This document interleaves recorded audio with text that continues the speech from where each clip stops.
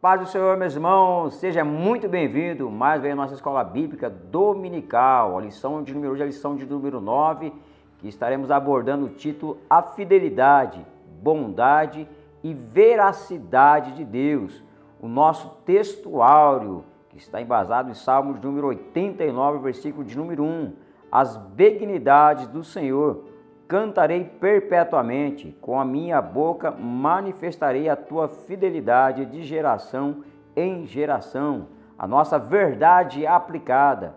Podemos descansar na fidelidade, bondade e veracidade do Senhor, pois Ele não muda. Os nossos objetivos da lição: ensinar que a fidelidade é a marca registrada do cristão. Mostrar que a bondade de Deus está ligada ao seu amor. Ressaltar que a veracidade de Deus está no seu caráter. Texto de referência, Salmos de número 89, versículo de número 2. Pois disse eu, a tua benignidade será edificada para sempre, e tu confirmarás a tua fidelidade até nos céus, dizendo. 3. Fiz um concerto com o meu escolhido e jurei ao meu servo Davi. 5. E os céus louvarão as tuas maravilhas, ó Senhor, e a tua fidelidade também na Assembleia dos Santos. 8. Ó Senhor, Deus dos exércitos, quem é forte como tu, Senhor, com a tua fidelidade ao redor de ti? 24. E a minha fidelidade e a minha benignidade estarão com ele, e em meu nome será exaltado o seu poder. 33. Mas não retirarei totalmente dele a minha benignidade, nem faltarei a minha fidelidade. Introdução. O salmista diz que a sua boca anunciará a fidelidade de Deus, não se calará. Esse atributo é próprio dele, pertence à sua natureza, é algo que o destaca. Aquilo que é inteiro no seu caráter, não é mutável e nem enganoso. A paz do Senhor, irmãos. Agora nós vamos falar sobre o tópico 1, a fidelidade de Deus. Os deuses do Antigo Oriente eram deuses volúveis. Eles sempre tinham alguns caprichos e algumas coisas que eles tinham em peculiar. Porém, o único Deus sincero, reto e imutável era o nosso Deus, o Deus Jeová. Tópico 1.1. Deus é fiel a si mesmo. A fidelidade de Deus não está atrelada à nossa fidelidade. Nós somos falhos nos nossos pensamentos e falhos nos nossos propósitos. O homem tem por natureza ser um ser humano falho. Infelizmente, nós herdamos isso do nosso pai Adão. Porém, Deus, ele não falha.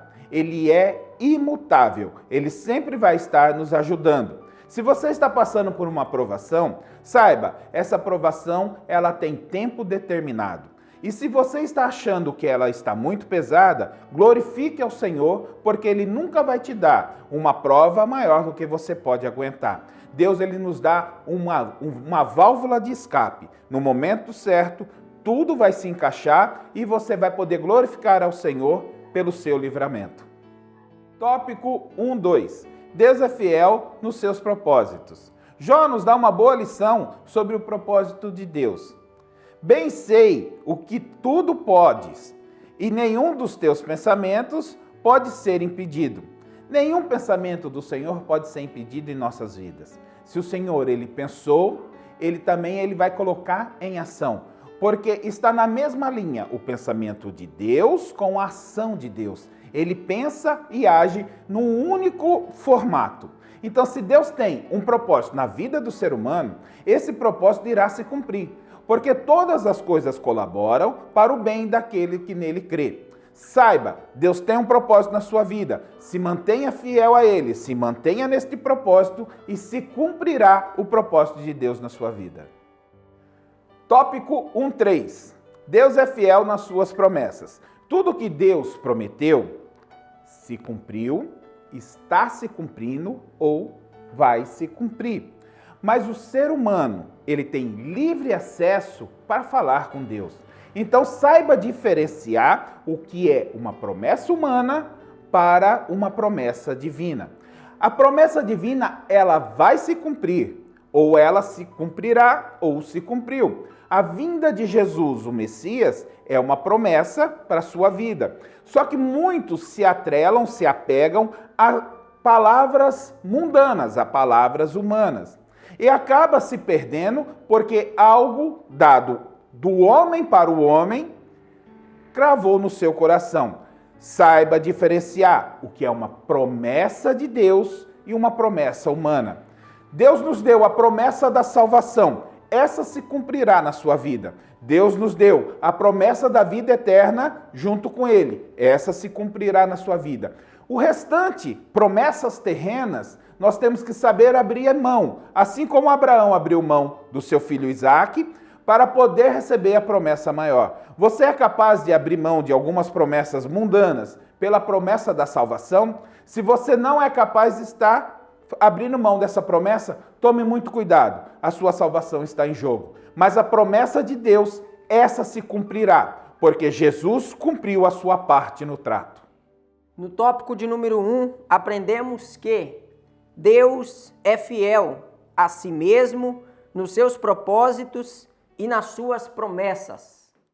Tópico 2, a bondade de Deus. Deus é bondade em essência. A essência de Deus é ser bom. A bondade de Deus se manifesta na sua criação. Tópico 2.1. Deus é bom o tempo todo. Provai e vede que o Senhor é bom.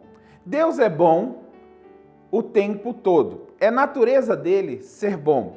O homem, ele pode ser bom, porém, ele tem variação de caráter. Lembrando que bondade é o fruto do Espírito. Mas o homem, ele não é bom o tempo todo, diferente de Deus, que em todo tempo ele é bom. O homem, ele pode copiar a Deus e ser bom o máximo possível, mas infelizmente em alguns momentos haverá uma variação de caráter, diferente de Deus, que é bom o tempo todo e o seu caráter não tem variação. Então lembre-se, você pode sim alcançar um nível de bondade. Se em algum momento você tiver um deslize, lembre-se, retorne a Deus. Tópico 2.2. A bondade de Deus se manifestou em Jesus Cristo. Porque Deus amou o mundo de tal maneira que deu seu Filho unigênito, para que todos que nele crê não pereça, mas tenha vida eterna. João 3,16. Como que alguém com seu intelecto limitado, pode explicar de tal maneira? Como que nós, pode explicar o amor de Deus por nós? A bondade que ele teve conosco, mandando o seu Filho Jesus, para que pudesse, um povo desgarrado, um povo sem pastor, pudesse fazer parte dessa grande família. Não tem forma de ser explicado de tal maneira. Sabemos que a bondade de Deus é infinita. Ela é tamanha que Jesus veio à terra para que possamos ter a promessa da salvação. João 3,16 é a essência do amor de Deus. Se apegue a isso, se apegue na bondade de Deus através do seu Filho Jesus. Tópico 2.3. A bondade de Deus se manifestou pelo seu socorro. A palavra de Deus nos diz que mesmo o justo sofrerá aflições. Todos nós, como justos, também sofreremos aflições. Não há como um justo passar pela terra e não passar por provações. Mas lembre-se, eleva os olhos aos montes, de onde me virá o socorro, ele vem do Senhor. Justo, crave isso em sua vida. Você é justo porque Jesus lhe justificou na cruz. Mesmo passando por aflições, lembre-se, o Pai cuida de nós. Entregue ao Senhor os seus problemas, confie nele e tudo ele fará. Mas saiba, você vai sim passar por situações complicadas nessa terra. Mas o Senhor é aquele que não nos abandona, dele vem o socorro. No tópico de número 2, aprendemos que a bondade de Deus faz parte de sua essência. A bondade de Deus é eterna, infinita ilimitada e abundante. A bondade de Deus só é revelada por causa do seu amor. Tópico 3. A veracidade de Deus. Tudo que há em Deus é verdadeiro. Tudo que Deus fez é real e verdadeiro. Talvez há algo que você não entenda, mas por você não entender não quer dizer que não seja verdadeiro, porque tudo que Deus fez, tudo que Deus é, isso é real e verdadeiro. Tópico 3.1. O Senhor Deus é a própria verdade.